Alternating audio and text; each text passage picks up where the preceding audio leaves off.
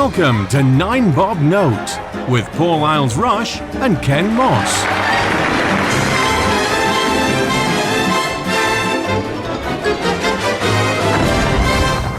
Hello everybody and welcome to 9 Bob Note. My name is Paul. And my name is Ken. It's over to you, Ken, for this week's topic. Office speak. Now, this is something that thankfully I don't have to put up with too much of, despite the fact I do work in an office. But the people that I work with are largely human beings. I detest office speak more than I can scream off the top of a tall building into other tall buildings. Where has this come from exactly? This bizarre set of words that people use in boardroom meetings and in group chats and meetings that they have. Nobody in the real world speaks like this. Let's circle back, blue sky thinking, and let's have a deep dive. Every now and again, one will trickle out. It'll escape into the real world, like guesstimate. Now, but I can't actually give you that figure. I'll just give you my best guess. Eh? You know, like an estimate. Sorry? You know, a guesstimate. Oh, I'm with you now, yes. Yeah. Now that you've got that portmanteau out there, I can understand. I wasn't sure what those other two words meant. Let's crudely weld them together. So it's not a major thrusting LGBT issue, but it's just indicative of the wider whole of as how people speak in an office and in emails to each other compared to how they speak in real life. I think a lot of it, I remember at the time during lockdown, I saw an awful lot on Twitter and Facebook and a whole thread devoted to this. People that suddenly found themselves listening to their partners working from home. Yeah. And I'll never forget one woman, and she said, who'd have ever guessed that I was married to a let's circle back kind of guy? So, I think your office is a little more, what shall we say? Not diverse, but socially, temporally aware of the current state of things. The temperature gauge in your office seems to be geared far higher than mine is, despite the fact that we've got a wonderfully diverse office. But I think your place is going to be littered with far more of this than mine, I think. There is an awful lot of it, yeah, and it is ridiculous. I think I messaged you a couple of weeks ago because I was in a particularly tiresome meeting where the phrase 5-bar gate had been used, but it had been used about 5 different times. Each time it had a different meaning. None of them had anything to do with a gate. It was just like, why are you using it? One person said, we were talking about changing a process, and if we do this, it's a whole different 5-bar gate. And it's like, that doesn't mean anything. It's funny you should say this because my boss listens to 9 Bob Note. So, hi, Stephen. And he brought this up the other week. And I said to him, this is a perfect episode of 9 Bob Note. So you will be getting, keep your ears peeled keep your ears peeled. Keep your ears open for this one. He detests it as much as I do. And you can just see the sort of the withering interior looks, you know, the internal screaming that goes on when these things are trotted out because everything's called something different at work. Group meetings at our place are called TIBs. Ooh. Yeah.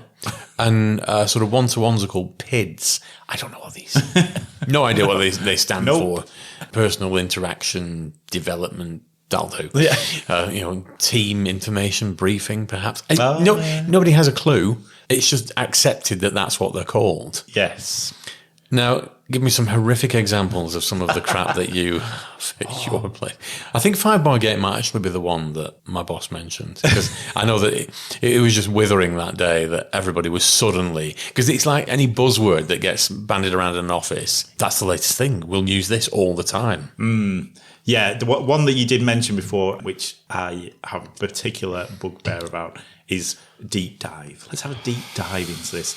And why just say what we're going to do. You know, there's the classic of blue sky thinking and thinking outside the box, which is one of those that has trickled into sort of everyday use.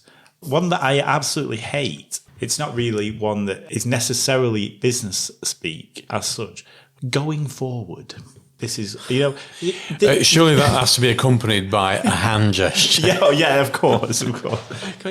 Everything that we're going to do is going forward. You can't go into the past. You can't go backwards and do things. It's just a completely redundant way to start a sentence. Just say, this is what we're going to do. Going forward, this is what we're going to do. Well, obviously, I'm not going to do it yesterday. It really annoys me. Largely, I think, because one of the people, this is actually not from where I work at the moment, it's from where I used to work. It was somebody, one of the managers who really, really annoyed me. and not that coloured it anyway. No, but that was something that she was there. I was like, well, there's a lot of unnecessary things. And you do get it in meetings where people feel the need to say something so that they get their voice heard in the meeting, but they don't actually bring anything new. They're not bringing anything to the table. No. In my council days, I was surrounded by people like that, to the point where one particular meeting I remember saying, I was chairing it, and I said, if you've got nothing to say nothing. We don't have time for you to put your hand up and say, I'd just like to say I agree with that point, because this is a 3-hour meeting and we don't need to know. And there's an awful lot of, I must be seen to be contributing, even though I've nothing at all of any meaning, of any value to say whatsoever. Yes. But also, I don't know anybody that actually likes office speak, and yet it seemed to be the done thing to use it. And if you don't use it, you're somehow not part of the club, or you're not a team player or whatever. Yeah, it's one of those things I always try to avoid, because I don't want to be one of those people who use it. But yeah, some people just seem to love it, and they do latch on, and it tends to come from, so if a manager says it, they think, I'm going to, and then in the next meeting they will say it. Just use actual words. Yeah, guesstimate as you said. Oh God. That is a ridiculous word, and there's no need for it, because as you said, we've already got 2 perfectly good words for an approximation. Oh, there's another one. So why put them together? Another one which definitely isn't business speak, but I have seen creeping. I imagine it started in America, but I have heard it over here. Burglarize. What? Somebody's house was burglarized. No, it wasn't. It was burgled. That was something, again, we were sort of veering off the topic, but words that annoy us. Well, yeah, if we're going on words that annoy us, one that really doesn't sit well with me at all, and I've only heard it in recent years, is de-escalate. It's the oddest word. It's like, I'm going to decline the stairs. Yeah. Pop that leftovers in the fridge and deheat it. It's the oddest word. Do we not have another word for bring down? Yeah. De-escalate. It's absolute nonsense, isn't it? Really. Who comes up with this crap? Because you'll see it every now and again that even the news you'll see a particular word will just sort of find its way into the news.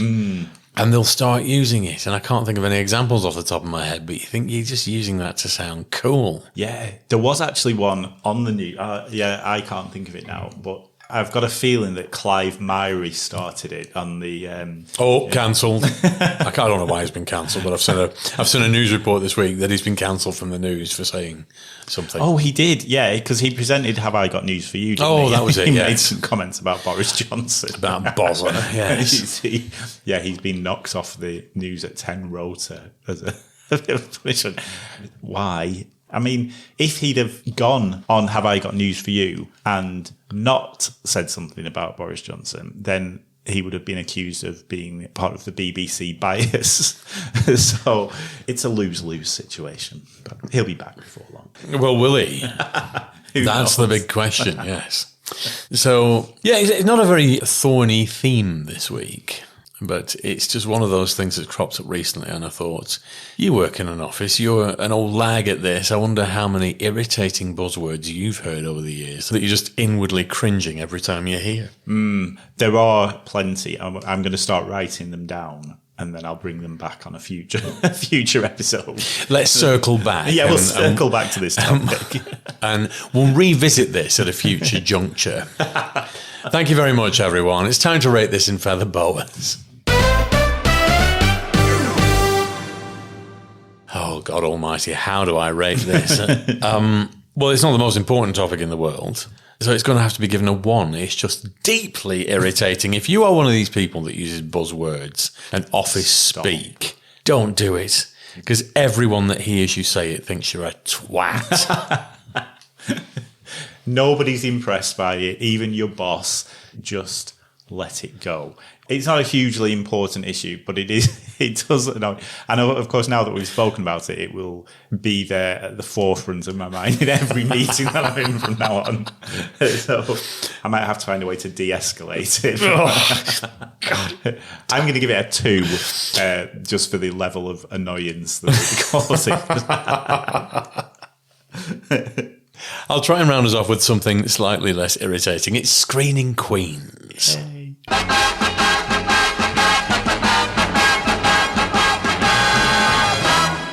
And it's a programme which there are no queens in whatsoever. It's The Office. Right. I first saw The Office when it came out, 20 odd years ago. And at the time, I was the only one of my mates that had worked in an office. And none of them got it. But if you've ever worked in an office, oh, hell yes. It's the level of, I can't watch more than one of these at once, awkwardness that only Faulty Towers has achieved. You can't watch more than one Faulty Towers. They're just so, oh my God, it's just getting worse and worse with every, oh God. So yes, unfortunately, I have worked with people in offices like David Brent and every single variation of character that's in it. And if you've not worked in an office, you probably won't fully get it. But yeah, that's pretty on the money. Have you seen it? I haven't, because I cannot stand Ricky Gervais. But I have seen clips of it, and I completely understand what you mean, because I think one of the reasons why people like it so much is because that is exactly what Office is like. It's funny because it's so awful. It's painfully on point. It's not a comfortable watch because that is, yes. Yes. Much as I can't stand the man, he writes and plays characters who are deeply unlikable, and that's why people watch them. Yes. Because I don't know if you've seen Afterlife. No, I have seen Afterlife. I think for me, Afterlife went off the boil in the 3rd series. I think it was a stretch too far, and I'm glad that it's all wrapped up, because I think to be quite honest, they've probably gone as far as they could go in the end of the 1st series. Right. And he doesn't usually do more than 2 series of anything, so that everything he writes is still relatively fresh, even when it finishes. Yeah. So I think it was a mistake to the 3rd one, but yes, I thought Afterlife is the best thing he's done. Because I'm not particularly fond of The Office, but it does nail on point what we're talking about in this episode. The only other thing that I'm really fond of that Ricky Gervais has done is it's an animated series. Him, Stephen Merchant, and Carl Pilkington, they did a long-running podcast, and HBO took it and made it into a sort of Hanna-Barbera animated series. It's a long way off topic, but it's an animated version of their podcast, and it is insanely brilliant. It's absolutely, hands down, my favourite thing that he's ever done. Wow. Yeah, because it's just him and his mates having a chat over a podcast. Can you imagine why that would appeal to someone like me? That sounds like a great idea. I know, we should do that ourselves sometimes. But The Office, for anyone that wants a real cringe about what it's like to work in an office, that will nail it down very hard indeed. Excellent. Thank you very much. We'll wrap up. Yeah, I'm not going to say it. I'm not going to. We'll just call. We'll shut this down, bring it to a close, and We'll be back very soon. Thanks for listening. Coolio.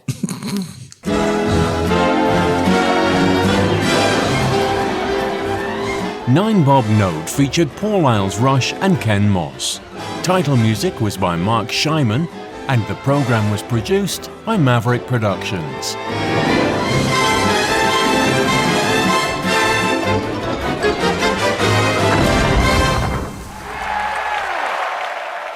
For more information, please visit maverickproductionsuk.blogspot.com or find us on social media.